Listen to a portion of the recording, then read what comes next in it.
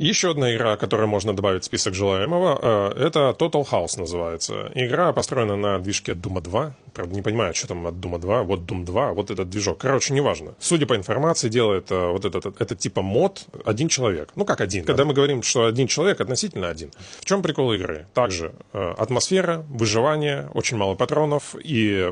Основная завязка заключается в том, что мы играем за чувака береговой охраны, который услышал какой-то сигнал СОС, потом его выносит на берег, разбивает к херам его вот эту вот шлюпку-шхуну, на которую он приплыл, естественно, как может быть иначе, и он оказывается просто в каком-то форте. Вроде бы как безжизненном, но по факту оказывается, что ни хрена он не безжизненным. Вообще, сейчас мне ChatGPT написал то, что игра уже вышла, типа 24 июля, сейчас 29 июля, блядь.